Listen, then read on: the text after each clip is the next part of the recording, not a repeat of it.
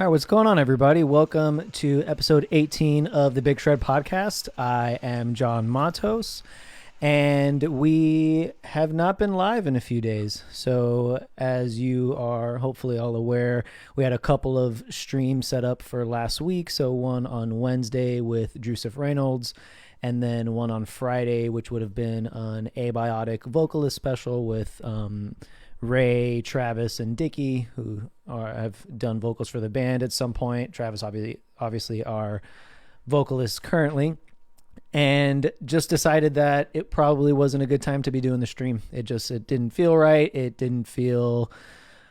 I don't know. I'm obviously still new to this as well, so I just kind of aired on the side of like, if I'm not feeling good about it, if the guests aren't feeling good about it, maybe we should just hold off. And this is our first stream back, and I was still even a little bit hesitant to get on, but I figure if we can use the platform to spread some awareness, if we can use the platform to help maybe generate some donations, or just do whatever we can, whatever I can from this platform, from the Abiotic platform, my personal platform, whatever. And I don't know, it's a tough one, right? So you don't want to seem disingenuous or like you're trying to take advantage of a situation or anything like that, which is the last thing that I would be wanting to do. But also just staying quiet just didn't feel right either. So I've been trying to do some things on my end personally to try and help some of the causes. So obviously help the George Floyd Foundation, and to help the folks protesting with helping, pay some bails, or just make some donations to some of those foundations and sites that are supporting these individuals. And Jared from Rivers of Nile and Bobby from Signs of the Swarm were doing something really cool where they were auctioning off some gear and using those funds to make some of those donations. So I decided to kind of jump on board with that today. So I posted a video to my personal page on Facebook. If you want to check it out, it should be like on Instagram or something or whatever. But I've got some items, be these items here, that'll be up for kind of auction, where you can really just like send me a message. And if it's an item that you're interested in, let me know. I'll kind of run the auction for a few days and then kind of just let everybody know once we've got all the bids in. But like, I'm doing if you can see it here, hang on with the stupid background thing, a Tosin Abasi 7-string pickup set, Fishman. So I've got that set that we're auctioning off. I've also got a battery pack that goes along with it as well. So we've got that. I've got my old podcast microphone, which comes with a case as well. So it's in literally like mint condition. It's a Sterling Audio ST51. So that is up for auction too. And then I've got a couple of like abiotic specific stuff. So here's a signed laminate from our headliner, our comeback headliner that we did last year. So just a few things on really just trying to, I don't know, do my part to hopefully raise some funds and make some donations on behalf of myself and of the band. So yeah, I just want to say that I am also just really proud to be a part of a band where we all kind of, I can speak for everyone in the band, that we definitely agree on these issues that the country is facing right now. So, we stand with Black Lives Matter. We firmly stand against systemic racism, injustice, and police brutality on people of color.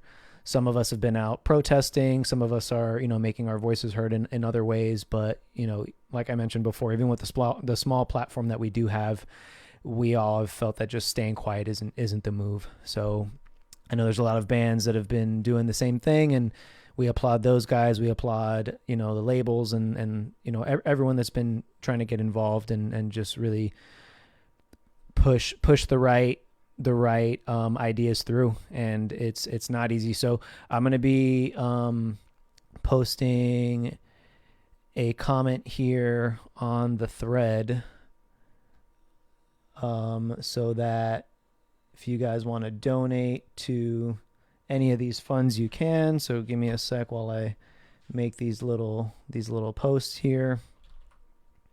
If you have any that I didn't add, please add them to the comments.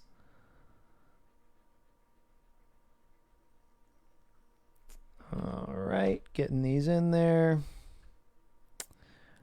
All right, awesome. Well, again, if you're watching, if you're hanging out with us, much appreciated.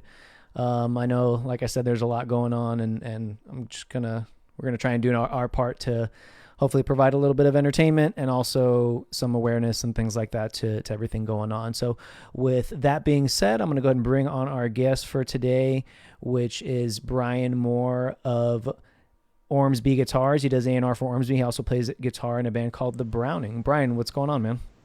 Yo, John, how you doing? It's good to hear you, man. Doing pretty well. Yeah, thanks so much for coming on, man. I know, like I mentioned before, we were kind of talking about if we should kind of postpone our interview or not, and I'm glad that I got you on and that we can kind of dig into some of these topics that we can discuss, and also like I said, hopefully provide some entertainment for some folks and talk some guitars and shit like that. So yeah, how's the pandemic been treating you, before we get into some of the other more pertinent current events that are going on? Well, a couple interesting things. I was on a cruise ship in the US like right before the entire thing exploded. Oh man. I got incredibly lucky with that. I was working crew on Shipwrecked. Wow. And it was like a couple weeks before that could have been really, really, bad news. So I, lucked out on that, and we were, the Browning was meant to do a tour with Three Teeth and Carnifex. Yeah. And we were on our way out to do that tour, and there was like a million warning signs telling us pretty much to like turn around. Like we went to pick up the rental van, and it was the wrong van, and they didn't have any other ones, so we were kind of stuck with it. And it didn't have benches, so we were like, "Oh goodness!" It didn't have benches. Did it have just like seats? So it had like a set of two captain's chairs, and then the aisle was like in the middle, and then another captain's chair. So it wasn't like full benches with the space on the side. Oh man. And it was like, oh, this might kind of stink, but whatever. So we drove down there. And then when we went to pick up the U-Haul, which normally takes 10 minutes, for whatever reason, it took about like 3 hours to get done. Wow. Pick up our merch guy at the airport, and we basically drove to Denver to get a Subway sandwich and ran out of gas on the way there. Dude. And then the Loves that we stopped at like to sleep that night, I didn't realize that like our tank wasn't full yet because someone else had started the gas pump, but I thought it was done, so I just pulled it out and just sprayed gas all over myself. Oh man. Luckily it only really got like all over my coat, but so I go to park the van so we can sleep for the night, and I have to park like in a strip mall across the street. And then I walk all the way back to the Loves with my coat to do the laundry, like to clean it. And then I go in there and I'm like, "Do you guys have laundry?" And they were like, "Not yet." Oh, dude. So I just hung it up outside the van and just let it air out overnight. But yeah, and then we woke up in the morning and basically, like events over 100 people had been canceled, and, everything was falling apart as far as you couldn't cross international borders and stuff like that. Yeah. And obviously now things have changed, but at the time, the first like 2 days were LA and Seattle. Yeah. And those were the first two big hot spots. So we were like, we were a little skeptical. But we called and pulled out of the tour like 3 hours before the entire industry pulled out of everything. Yeah. So we were still a little worried that like people were going to, look at us poorly for like, pulling out because of this, but obviously it wasn't like anyone had a choice in the long run. Right. Yeah. But yeah, basically I drove from Chicago to Kansas City to Denver to get a veggie Subway sandwich to turn around and drive back to Kansas City to drive to Chicago to sit in my house for 9 weeks. Well, I hope the sandwich was at least good, dude, because fuck. If I remember correctly, it was all right. Yeah. Yeah, so that's Generally speaking, sorry, I didn't mean to no, it's okay. interrupt. No, go ahead. Generally speaking, I think that I was built for this. And like, I have not really had the crisis moment of being like, oh my goodness, I'm locked inside and I can't go anywhere and can't do anything, Yeah. And I'm very lucky to have still, had a job that I can work remotely. And I don't have to go out and risk, my health, and I do just want to give respect to everyone who is out on, risking their health for both, this just cause and just to simply keep the world going. Yeah, absolutely. Because those people have long been disappreciated, grocery store workers and fast food workers. And, Yep. Truly, I hope people realize how necessary every part of the workforce is and how, important it is that people feel welcome and appreciated. So shout out to everyone who has been at work throughout this entire thing, whether you are, a nurse or you work at McDonald's or you're a garbage man or anything like that. All of those are incredibly necessary, and all of those people, deserve every good thing that we can give to them. Yeah, absolutely. And getting paid a living wage would probably help.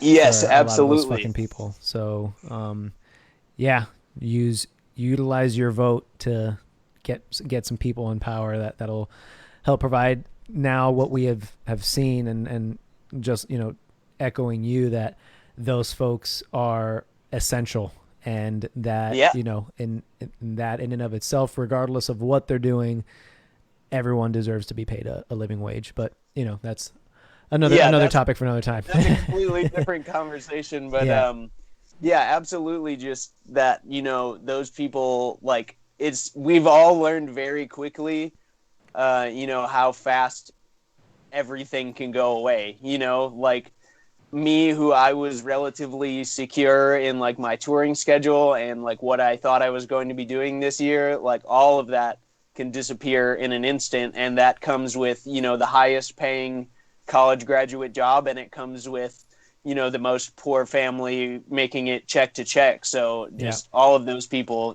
working. Thank you guys so much. Yeah. Me and myself and Brian and the Abiotic boys and everybody involved in this stuff. Again, a big thank you to all of you. So we got Ben Tolles hanging out. Nice. To give a shout out to Ben. What's going on, Ben?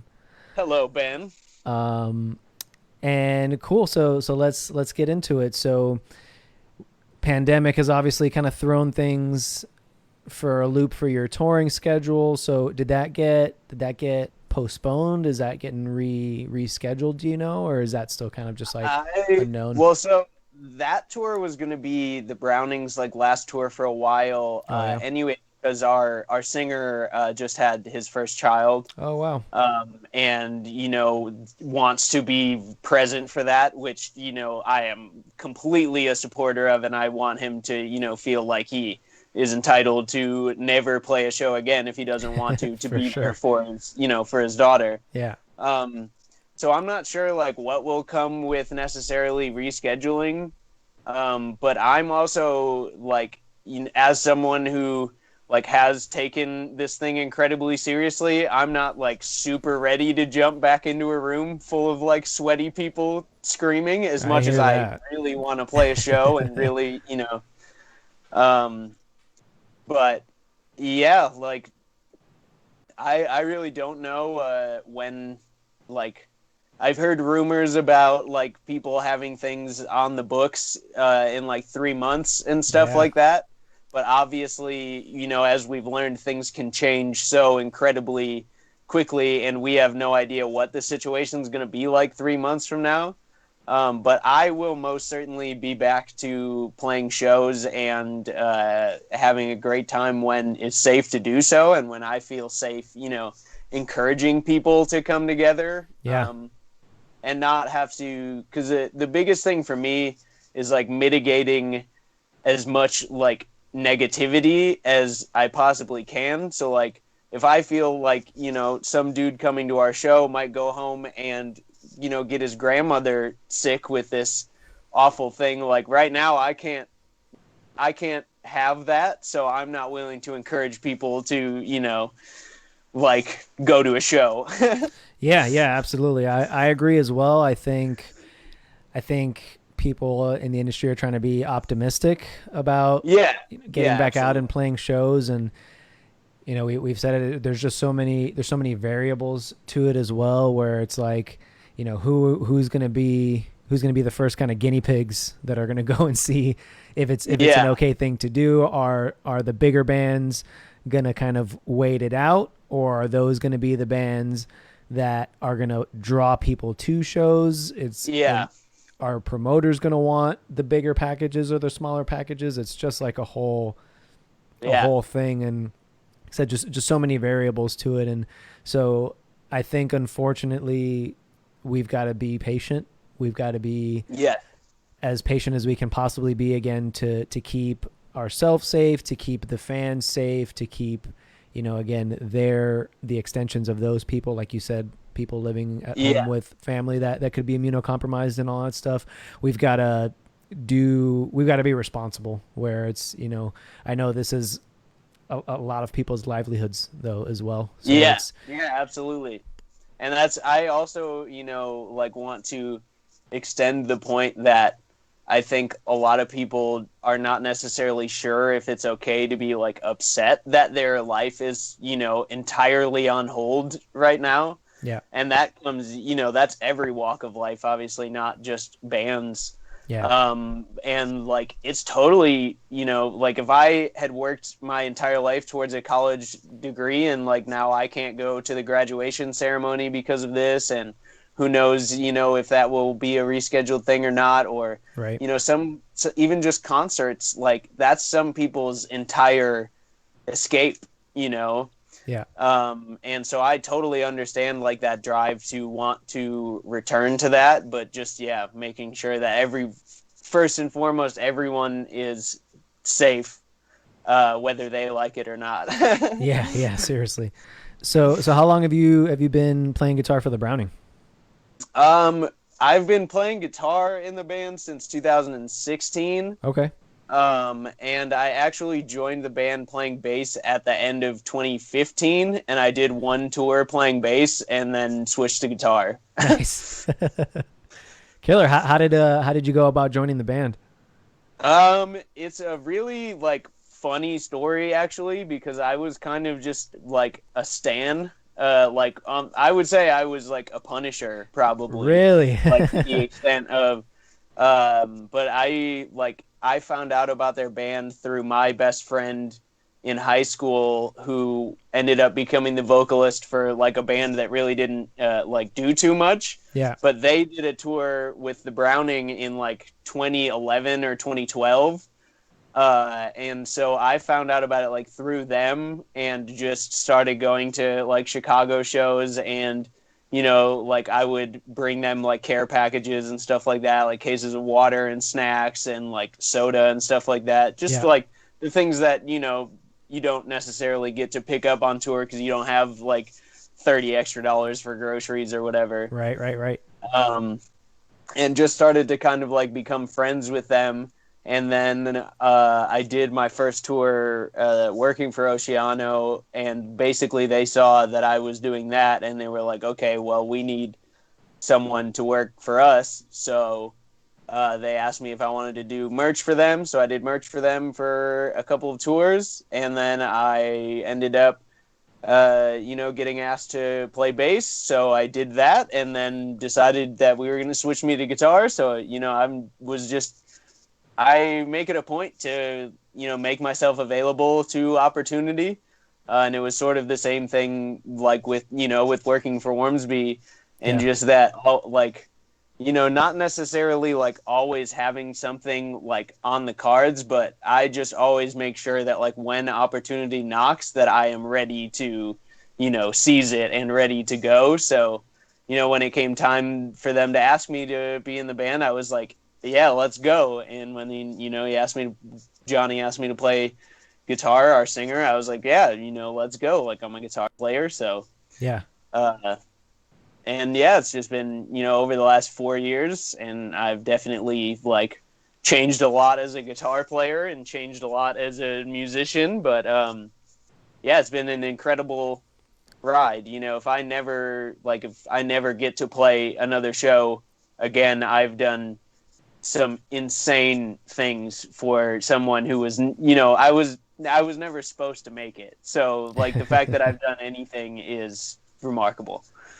Well, that's awesome, man. I mean, yeah, I think being prepared for those opportunities is one of the biggest things, right? It's being prepared and then also doing what you can to put yourself in those positions. So Yeah. starting off as, crew and then that so I think a big part that people don't realize that's, if you're looking to possibly join an established band or even like be in a band that's potentially going to tour is that not only do you have to be able to be, hopefully proficient at your instrument, but you got to be able to like be tolerable on tour. Like you got to be somebody Yeah. that And people want to be honestly, around in you my and vice case, versa.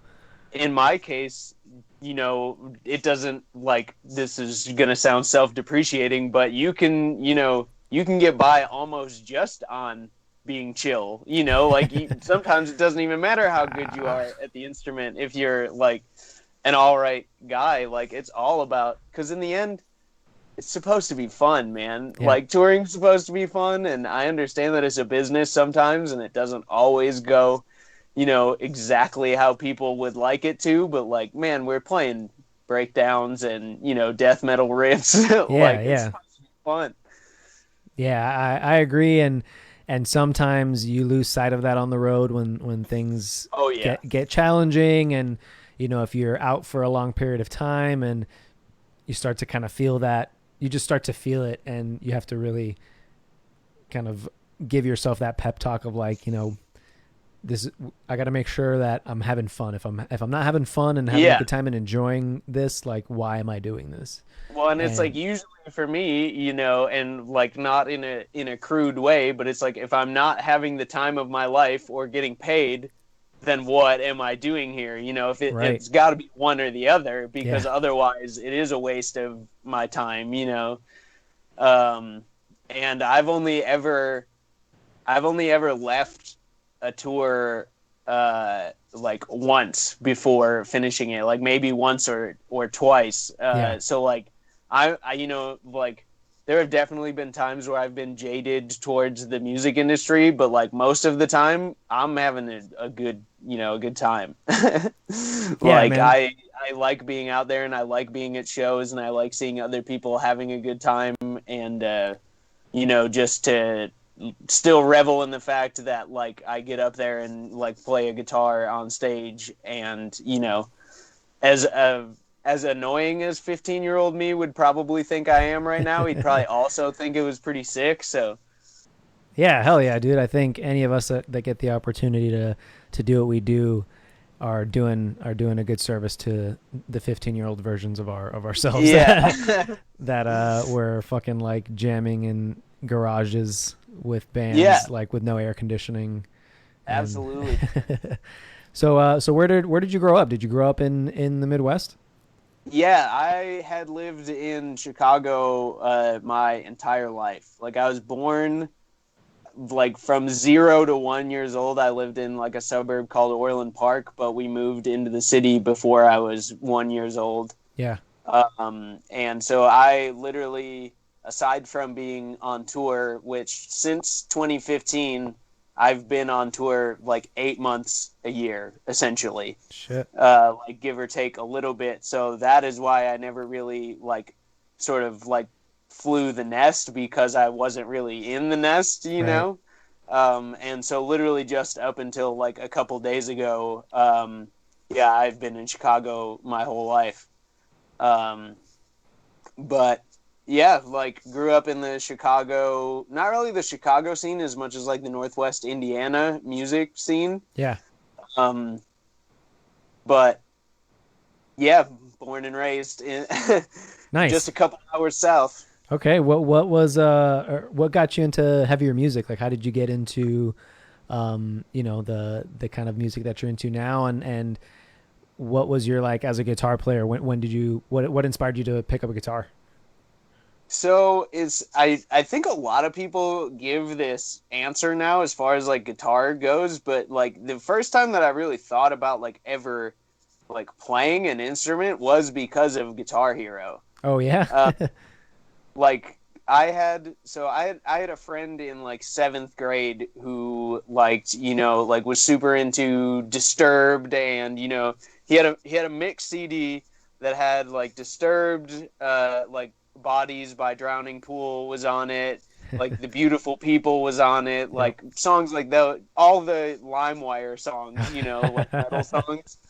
Um, and he like burned me a copy of it, and like I didn't like get it, but for some reason I was just like super attracted to it, and I Yeah. think like and I went to Catholic school my entire life, so Oh I think shit. so much of me was just trying like wanted to rebel against authority, and my parents hated the noise that it was, so I Yeah. was just like, this is amazing.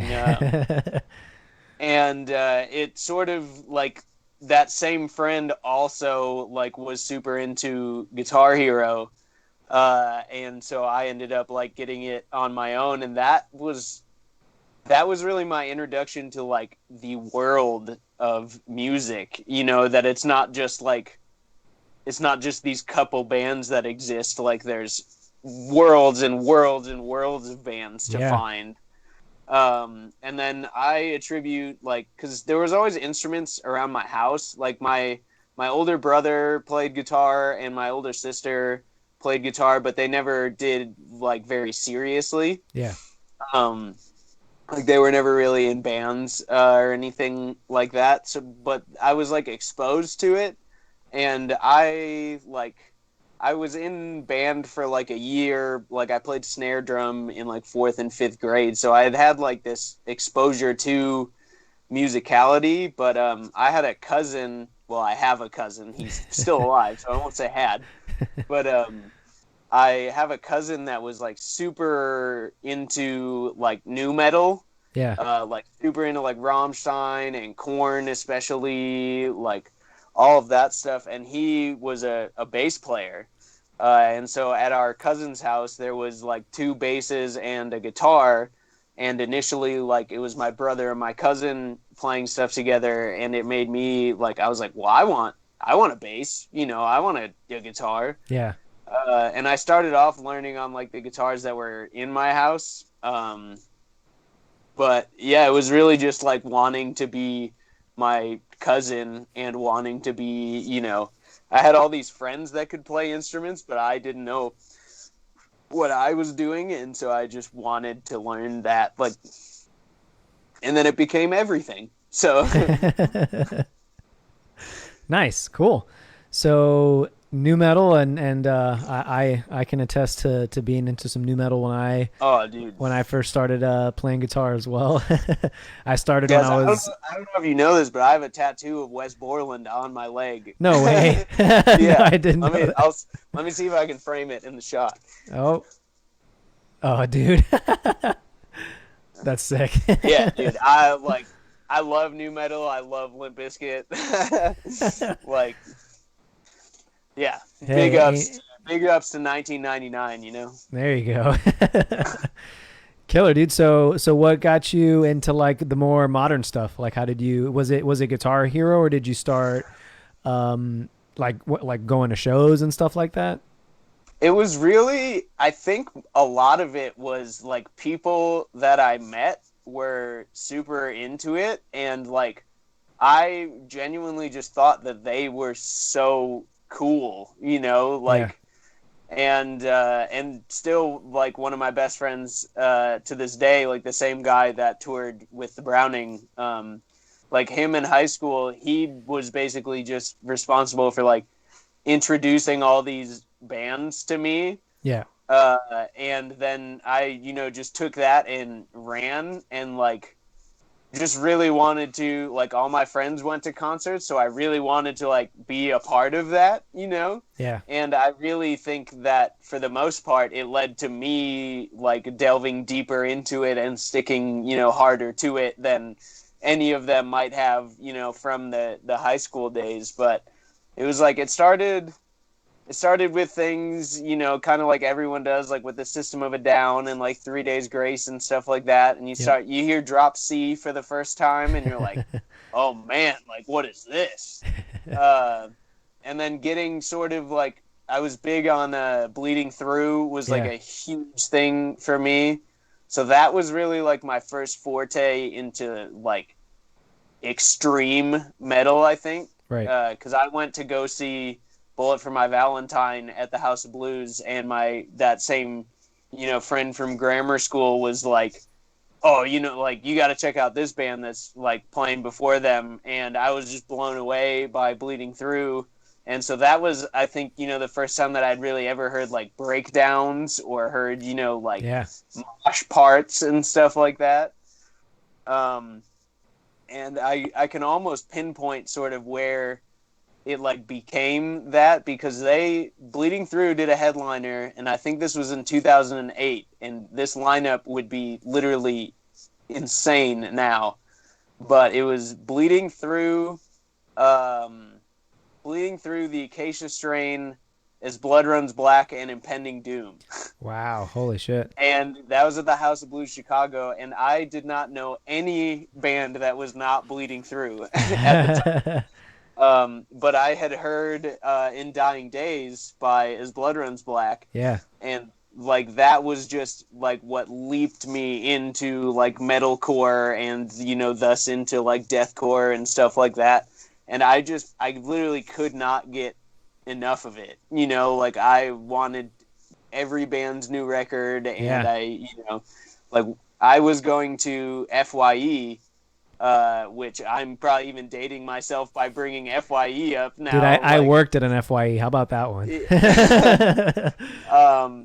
And I would go and, like pick up CDs that I thought the album artwork was cool, and I would use the terrible scanners that they had that never worked to try and play like CDs and find, I would literally get like a 15-second clip of a song.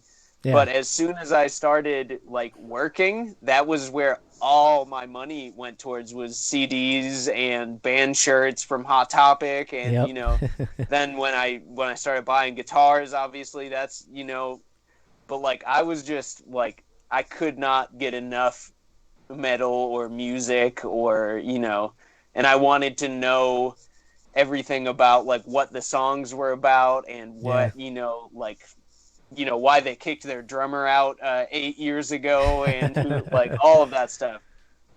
Like when I wasn't listening to it, I was watching, all these like live videos and stuff like that. Like, so really, yeah, it sucked me in, and I, still have not made it out. So yeah, I think for a lot of us, it was like finding a home of a place of like-minded folks, where it's like like-minded people who probably, again, similarly to you, grew up in, we'll say, more conservative households, like, be it religious or whatever it is. And it's like finding that outlet of self-expression and being able to like separate yourself from the pack of just like everybody else in Catholic school and everybody else at church and everybody else like, doing the thing. It's like you can, it really, and for me as well, was like finding my voice and like individuality and how to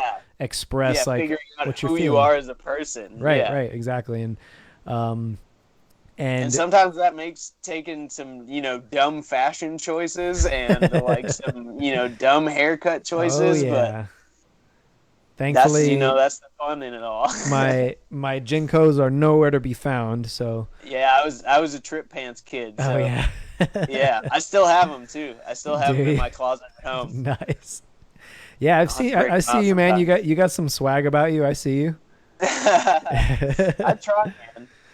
A lot of So, dudes, I'm not super dressed out up right now, but like a lot of dudes in bands, especially, like they don't want to put any effort into the way they look. So like, yep. I'll rock a suit. Screw it.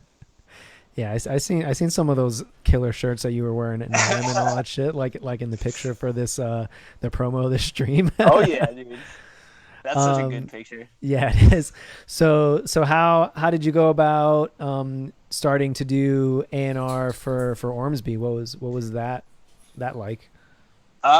It was really, and like Perry kind of put it the best way. Like I didn't apply for this job. Like I didn't, like it basically just came down to they really wanted someone who, the title is artist relations. And so they really wanted someone who can relate to the artists and, Yeah, who better like to do that than someone who is, passionate about the company like me and also a full-time, artist or someone who works for artists. Like, a lot of people that work in these positions or even like managerial positions and stuff like that, they don't know what it's like to, go out and sleep in a van and exactly. then come home and you have like maybe a couple $100s to your name. Like you don't Right. have money to buy guitars all of the time necessarily, or Yeah, even afford gear that you need to like exist on the road. exactly. Um,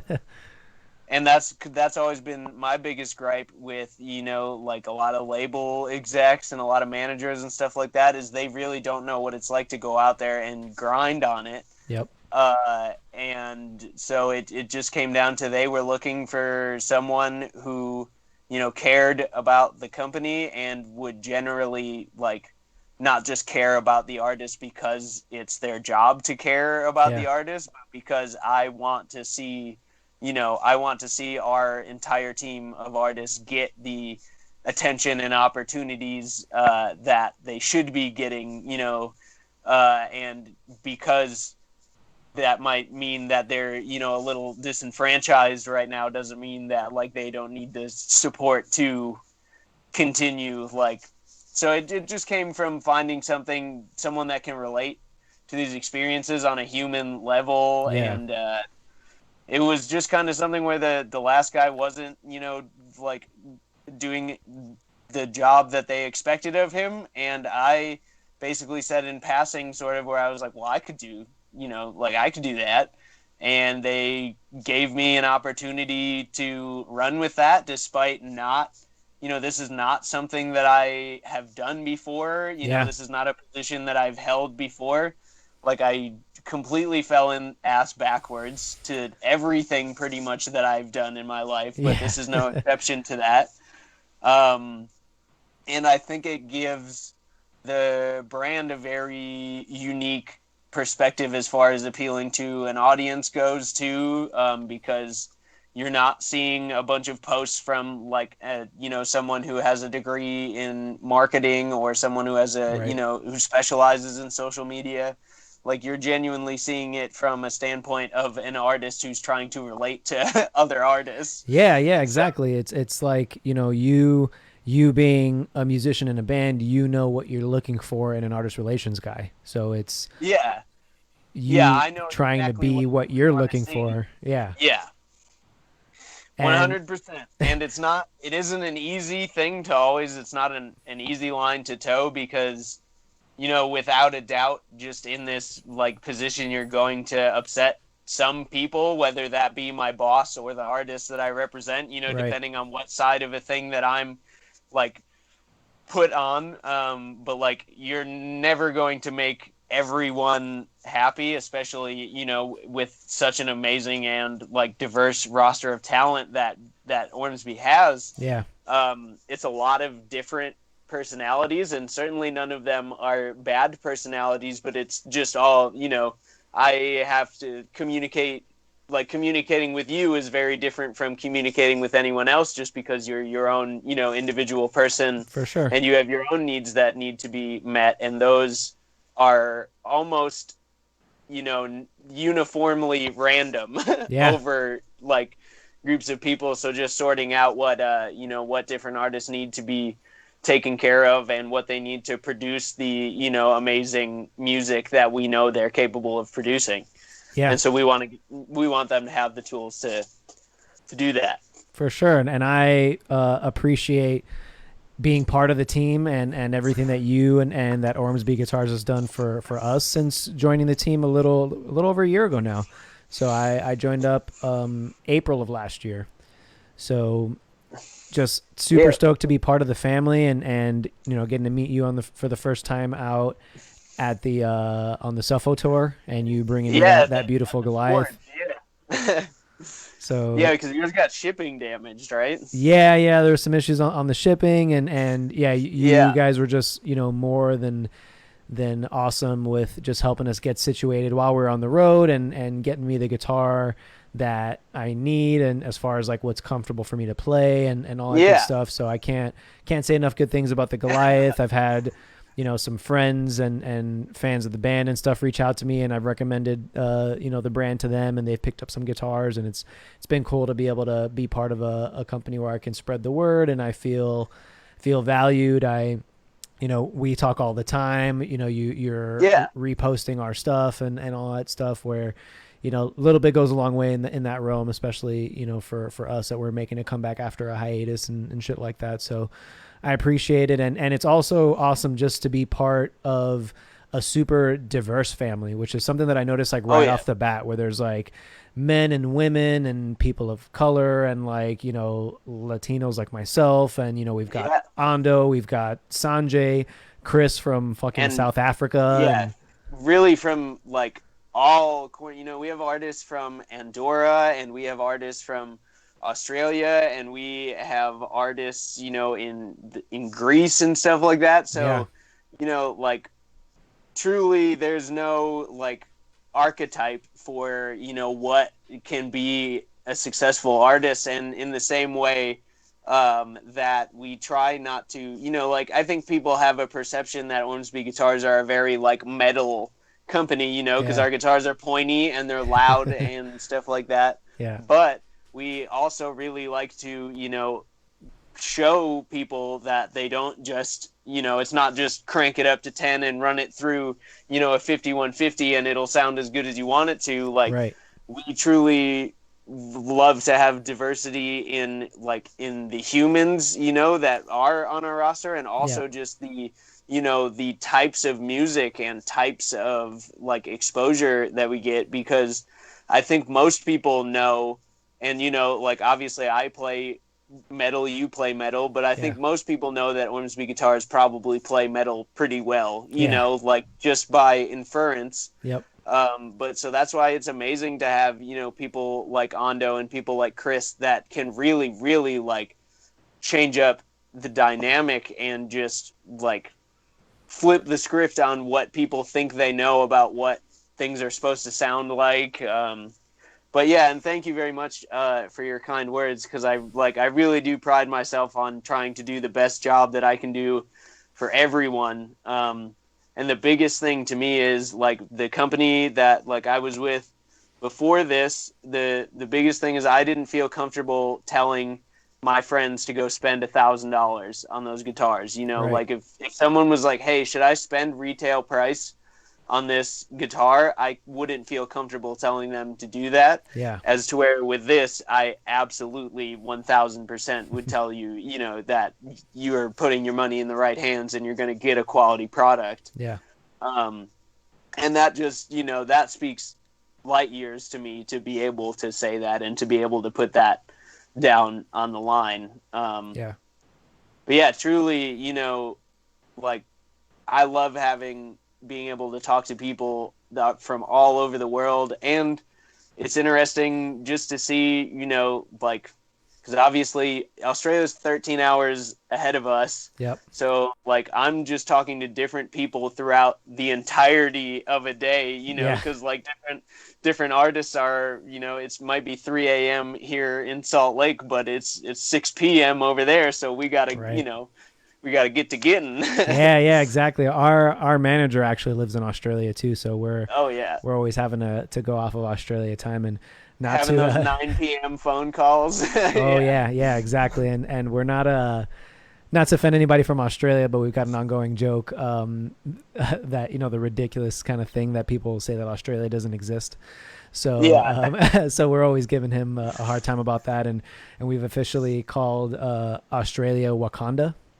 Oh, It's kind nice. of our Yeah. name for Australia, and You got to it's travel through the portal to get exactly there. exactly, and it's been hilarious. But yeah, I love Perry. I love all of our homies in Australia. So you're in a pretty interesting position as doing A&R, and then you also run social media as well. So you're really helping like run the brand, if you will. Yeah, I mean, like for 90% of people that interact like with the page, not necessarily like people who message us, because Perry is, in the messages a lot, and He is his name's on the brand because he takes pride in the brand. for So sure. like there's often times where we're like maybe you need to like just like because he's too passionate about it, Yeah, and that's how it should be.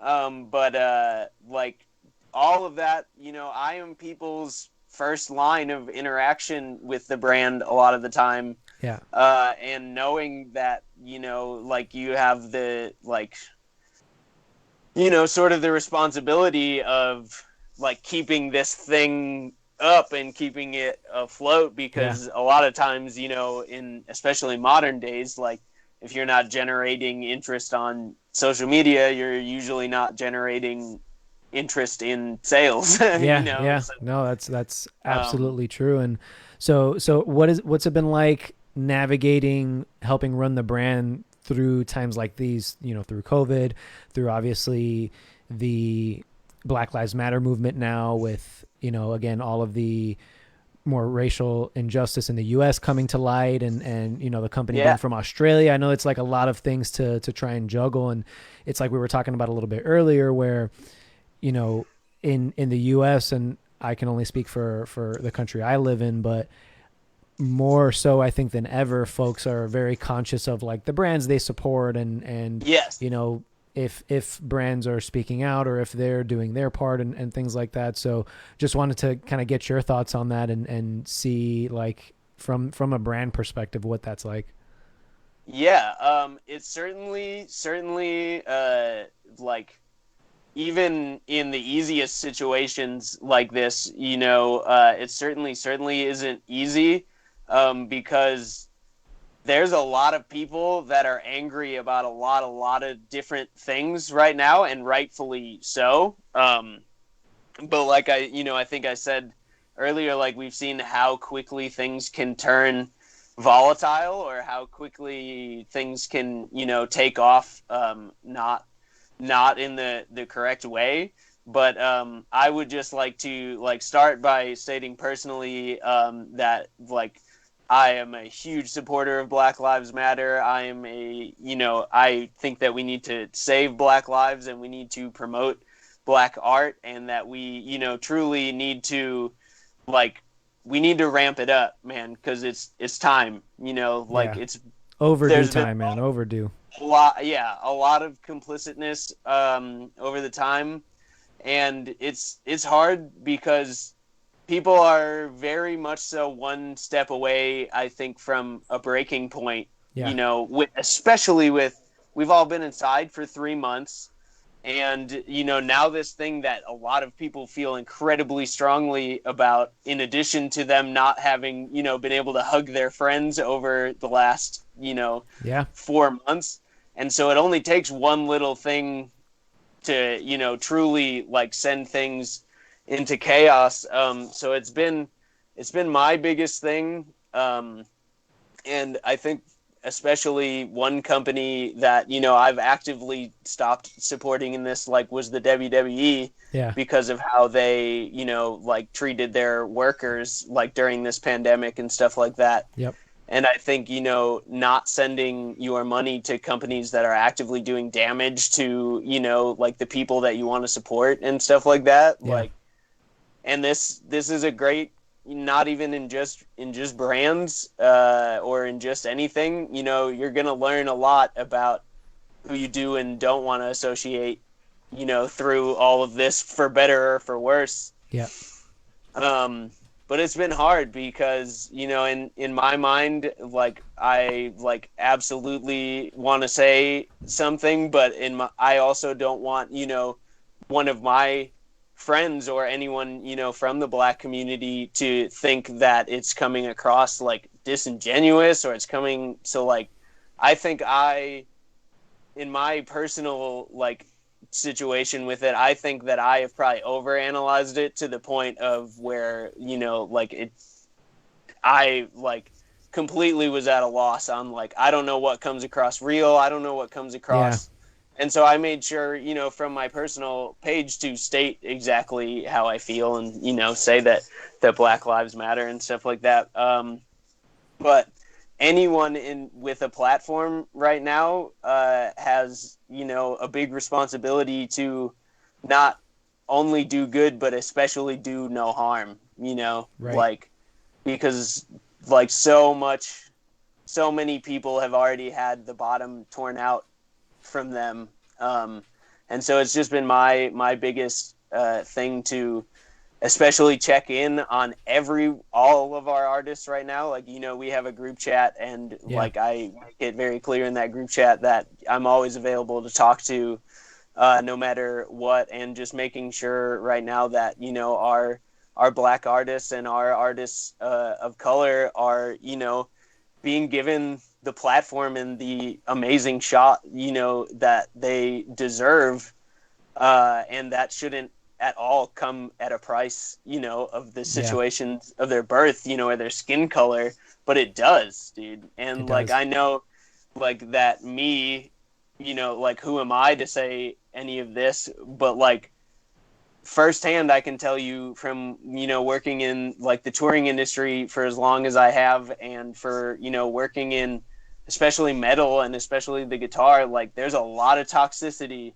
and there's a lot of, you know, there's a lot of people who don't get the same opportunities and, you know, aren't welcome in the club. And Exactly. Like, it's time to cut that shit out, dude, because it's not cool. And, you know, it was never okay. And I want to preface that it was never okay, but it's not happening anymore.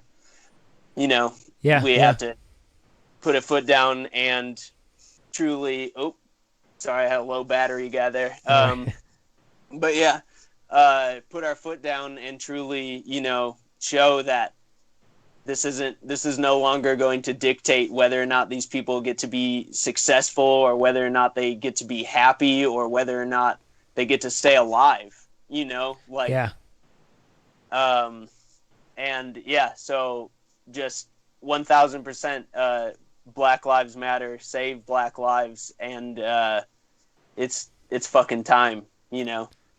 Yeah, I agree, and echo for sure all of your sentiments. It's been awesome, like I mentioned earlier, just to see so many bands and musicians really come together, and truly, in solidarity. Sorry to interrupt you again, but I truly want to give a shout out to our whole artist roster and community, who, you know, I have seen be nothing but amazing people through all of this, and providing nothing but, you know, support for the disenfranchised, whether that be monetarily or emotionally.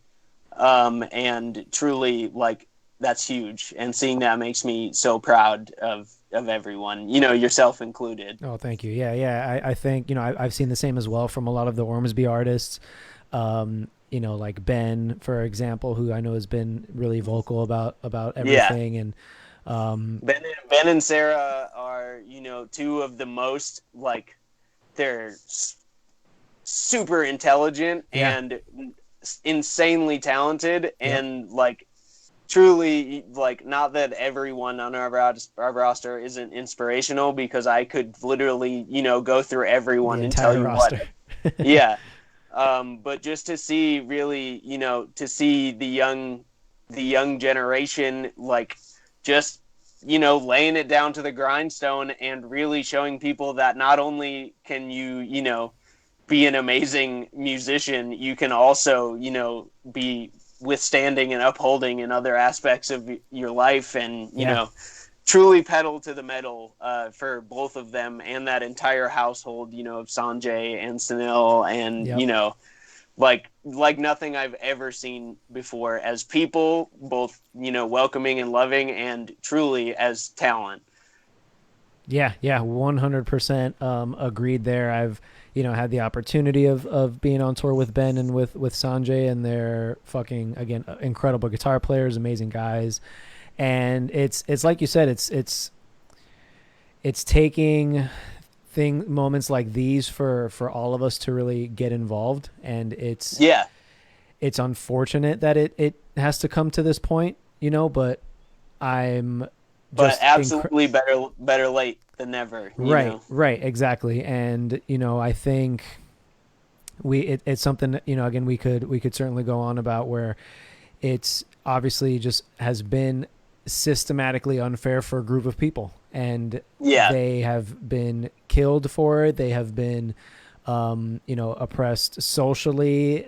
We can go through every the war go on down the drugs, you name line. it, you know what I mean? Yeah. And we live in a country that's, we're supposed to be the best country in the world, and that there's We're definitely, not living up to that, for a lot of people, we're man. not, exactly. And it's, I heard it recently on a podcast, and I will quote it, not necessarily from a super insightful podcaster. It was Chris D'Elia, actually, comedian, but he Yeah.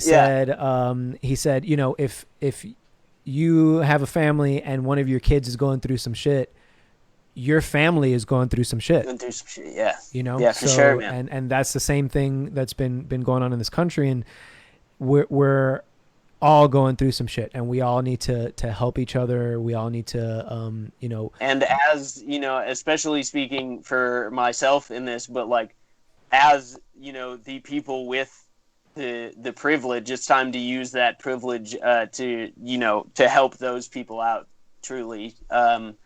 And to, take any advantage that I have because of the circumstances that I was, like, born white and male, like, yeah, and any way that is an advantage to help, like, people that, whether they need it through things monetarily, or whether, if there's anything that advantage gives me that I can use to level the playing field for other people, I want to be doing that.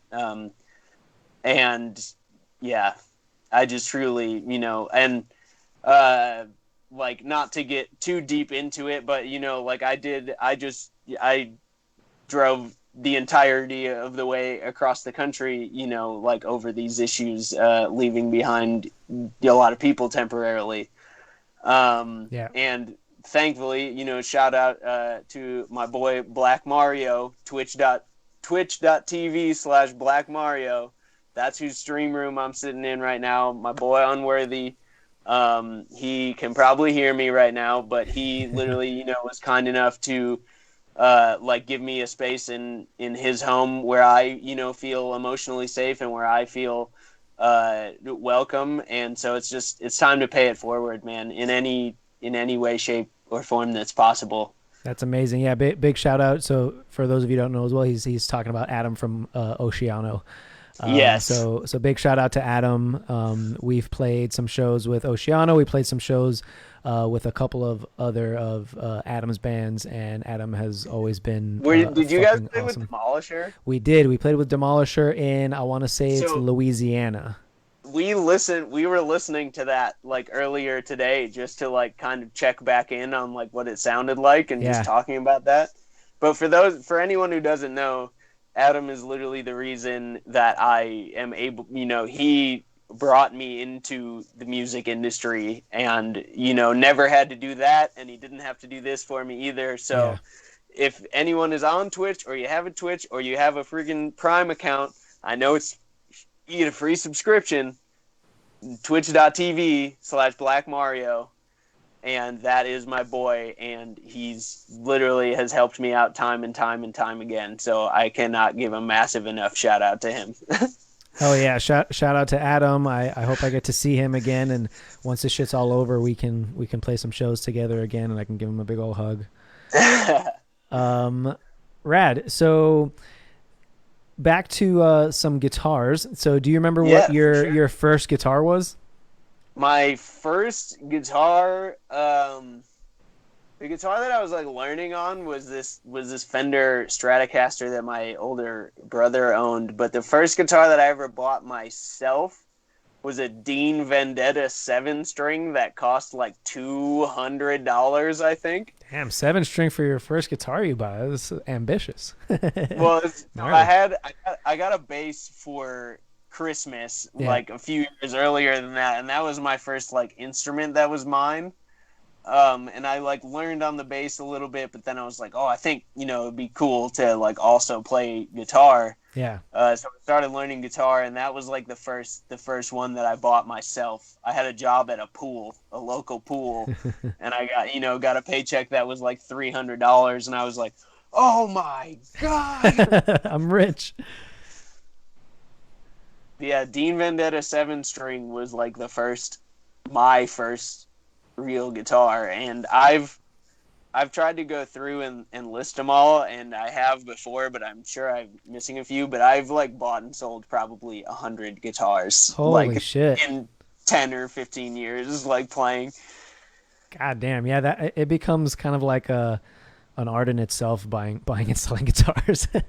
Well, yeah, it was like I just never. Truly, and this is going to sound like a pitch, because obviously I work for Ormsby, but truly until I found Ormsby, I hadn't found the one that I was like, yeah, this is what I want to stick with, like this is what feels right, and I want to play this one, like, but do you have a favorite Ormsby model?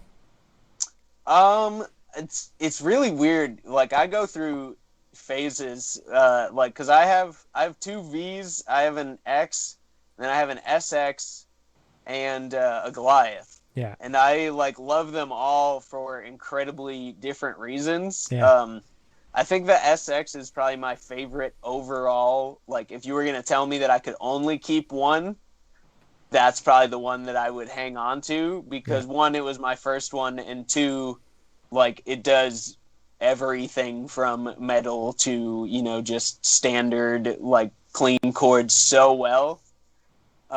So I think the SX I really really do like. I just have the Lambo Orange SX GTR from Run 2, and I love it, like, but I love them all for different reasons. Like the V's, obviously, like that's my live guitar. The Dragon Burst V is my live guitar, and I took a chunk out of it in Flint, actually, at the machine shop. I did a spin, and the horn hit my microphone and just completely took the end of the horn off. But like that, like, so up until I got my Ormsby's, like, I had never had an emotional attachment to a guitar where I wasn't like, I'm going to sell this and get something else I might like, Yeah. Nice. Do you remember your first show? Was it with that 7-string Dean? No, so it was with I played it with, I think it was another Dean. It was like a Dean Explorer shape, and it was like a tobacco burst. Oh, that sounds nice. But I remember it was like me and a friend from high school. We played. It was an open mic night, and we played Chop Suey, I think, nice. And The Animal I've Become by 3 Days Grace. And I don't think we had a drummer. In fact, I know we didn't have a drummer, so it was just like us playing it. Like, but I, like, basically from then on, was playing a show like every weekend of my life that I could, you know. But I definitely went from 0 to 100 like super fast. Nice. Anything in the Ormsby world coming down the pipeline that you can talk about? I'm not sure if there's anything like mega new that's news. We're gonna have some more announcements later this year, and I'm trying to think if there's anything like big that I'm actually sitting on. But First, the funny that thing sorry to is, interrupt you. That symbiote oh yeah, guitar, like yeah. that GTR dude. Like, is that for someone? So I actually I just get sent pictures like sometimes from the warehouse, Yeah. and I think that's a pale moon. It's either a pale moon ebony or a Macassar ebony, but I just saw it and I was like, oh, it looks like Venom. So I used that caption, and I think people just took to that Yeah. caption, Yeah. and so Perry didn't tell me to do that or Yeah. necessarily okay that, but I was like, yeah, it's the stereo top. But I'm not sure if that one's for someone or not, or if that one is going to be like a reverb sale or what. But I can find out for you as your artist representative. I was gonna say we'll talk offline about that because Yeah, goddamn. but But certainly one like that can be made. but yeah, if there's anything down the pipeline, I know, and I think it might be good to talk just a little bit about it before we wrap. Just how interesting of a dynamic as a company Ormsby is, and I kind of learned this as well, where it's like it's not your standard guitar company where like it's their guitars that are constantly in production and then you just go on a Yeah, website and you buy them. There are runs of guitars, so it's yeah. there we're on run like 12 right now, if I'm not mistaken. Yeah, well, so I think, so Run 14 pre-orders are open, and those are Okay. like the new Goliaths, and Yep. the Shark Goliaths were in there, but we actually sold out of like the available, production of those. Yeah. Um, but yeah, the Run 14 Goliaths are open, and then I believe the next one to come in will be Run 10, and that's Futuras and Carved Top SXs, I think, and that's 10 and 11. And then the Dino and Rusty models are 12 and 13, and then Yeah. the Goliath is 14. And obviously, we don't know fully like what the effect of the delays on world music will be in South Korea. Yeah. To do, that's where our factory is to do with pandemic delays and stuff like that. Yeah. But yeah, it's interesting because it's more like companies that do like limited merch drops. It's sort of that sort of deal where we might reproduce it once or twice down the line, but the most of the time the idea is like, okay, well, this is your opportunity to get in on this, Yeah. and if you don't, you might regret it a little bit down the line. But what that does is, one, it keeps us from, ending up with like an overstock of something that people don't want. Yeah. Um, and it just keeps things fresh, and opportunities are always available, like, and Perry pretty much gets to do what he wants that way. And that's, Yeah. that's how he likes to run it.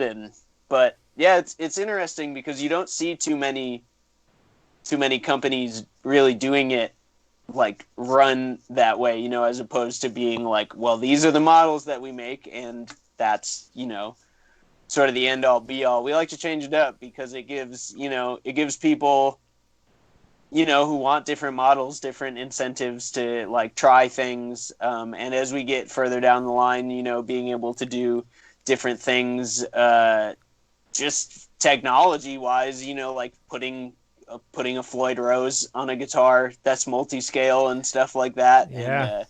getting it to the point to where like if you want to put in third party pickups, that's a little easier and stuff like that. But Yeah.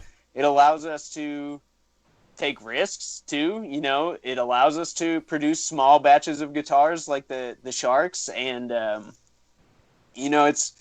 it's cool because you really get to see firsthand what works and what doesn't, and you don't really have to wait until you're in the negative on ordering those things to find out that they aren't viable. Yeah. Yeah. It's interesting for sure. It's like I don't think that there's another company that does it that way, and it was There's like, a lot of smaller companies will, yeah, just because it makes, more sense than having to, because you have to, essentially buy those slots in the factory. And if you yeah, need those slots year round, that's a lot of money that you need to be generating. yep, But, not to get into business jargon of it all. yeah, yeah, But yeah, like a lot of people, because there's a lot of companies that do, like the semi-custom sort of thing now, where it's like, here's your list of options, build what you want, and we'll, pick what you want and we'll make it for you. And we are, the factory custom run will probably also come this year, which is sort of that same idea where it's, it's a custom built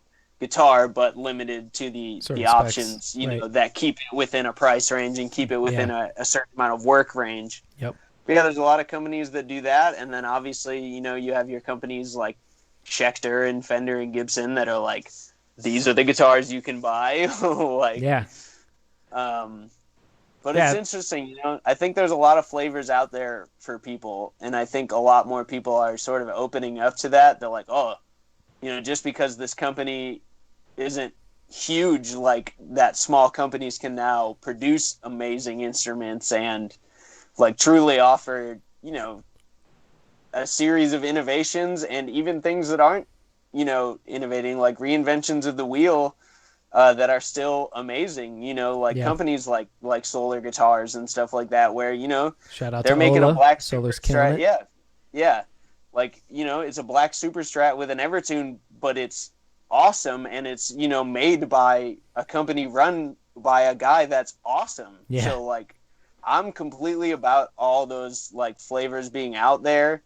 And I'm just happy to see that people do have a reason to keep coming back and buying Ormsby guitars, and that I still don't feel, like a shill by any means, because I will still stand by the integrity of the product.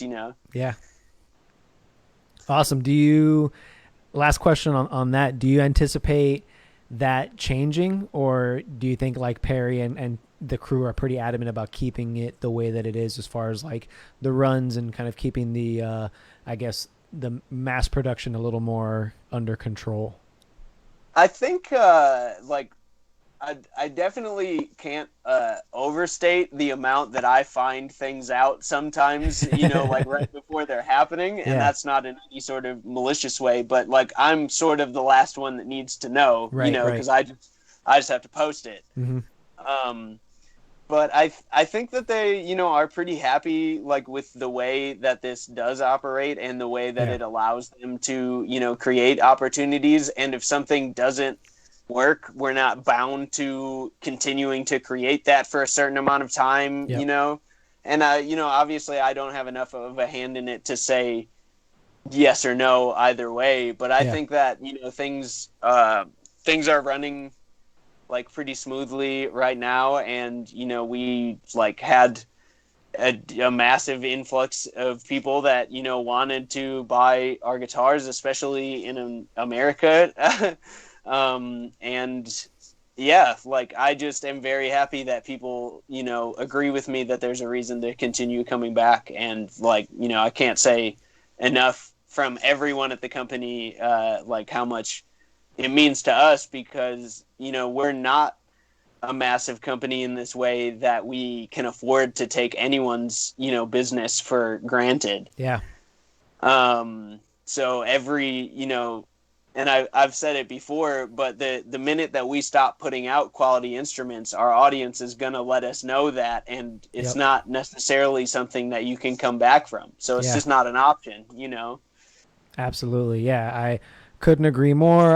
Like I mentioned before, just so happy to be part of the team and be able to play these amazing guitars, and look forward to seeing what else drops, so I can add to my collection as well, and try and catch up to Yeah. you, God damn it, because you got fucking so many of them.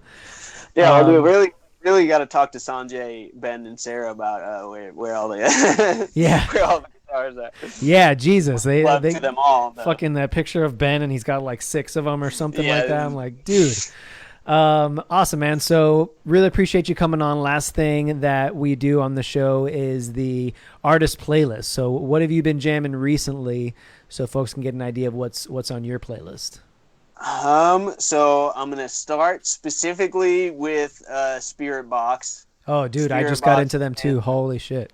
yeah, and like Mike and Courtney have been like amazing to me, like since I've known them for the last few years, Yeah. and truly that band is going to be huge, and I don't think they fully understand how great they are. But so anything that Spirit Box touches, I'm gonna put out there. I'm gonna tell you to go check out Ando's new song because he literally just put out a new song today, I Oh, no believe, or shit. yesterday. Because Bandcamp was like waiving their fees for artists. So Awesome. go check out that new Ando song. I've been really big into this band Emotional Oranges, Okay. which is they're like it's kind of like a super like without pardon my French, but it's like a super just like horny like indie thing. Like all the songs are about sex and love and stuff like that. Yeah. That new Weekend record is amazing. Big into that. I bounce all around, but like that's been pretty much the jam. And then a lot like Chase Atlantic is big for us. And I like My Chemical Romance is my favorite band in the world, so I'll throw a shout out to that. I'm always staying emo. Yeah, dude.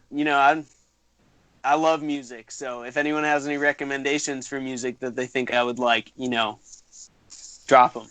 Well, Drop it in below. I got some new abiotic coming your way, so I'll Yeah, dude. send some Shoot demos it out to you. over. Oh, Ebon Ivory, also Ormsby artist, just put out their new album yesterday. So that is another Awesome. band. Super cool prog band. Have to check them out too. Fuck yeah. All right, Brian, thanks again so much for coming on, dude. I really appreciate it. Like I said, just super happy to be part of the family, super happy to be working with you, like we have over the last 6 or 8 months or whatever it's been since, you joined Yeah, for Ormsby sure, and dude. took over and have been really helping us out. And you'll be seeing a ton of the guitars on all of the content we put together for this new record that's coming out. So barring COVID stuff, we should have that out in the fall. So very excited about that. And awesome, dude. So we'll catch up soon, I'm sure. Again, thanks so much for coming on, and I wish you nothing but the best at Adams, and hope that you stay safe. Yeah, dude, for sure. Thank you so much for having me, man. And thanks, anyone for watching and anyone for listening to what I have to say. And again, thank you, for the kind words. Like, really, I hope all we can do is, make sure that people feel represented and people, feel like as artists that they're being taken care of. Like, that's the biggest thing to me. So, That's awesome. Yeah, so thank you everybody for hanging out with us on a Saturday evening. The show will be back on the regular schedule on Wednesdays and Saturdays, 7 p.m. Got some great guests coming up this week as well, and we'll be rescheduling the Drusif Reynolds and the Abiotic Vocalist interviews and show dates as well, so keep an eye out for that. Check out Ormsby Guitars, so ormsbyguitars.com. Check out Ormsby Guitars on Reverb as well. You can correct me if I'm wrong, but there should be guitars still up and ready to ship on there. Or yeah, no? Are there? Okay. there's guitars specific to the U.S. that are available to ship right now, and then you can also pre-order any of the upcoming runs on our Reverb store right now as well. Awesome. Check out my Facebook page for the auction that I have going. I talked about it in the beginning in the intro if you missed it. So I'm auctioning off some gear to help donate to George Floyd and to some of the funds that I posted in the comments of this stream. And I wish you guys all the best. I hope you all stay safe. And if you're protesting, be safe, wear a mask, and Cover your eyes. Cover your eyes and give them hell. Have a good night, everybody. Take it easy.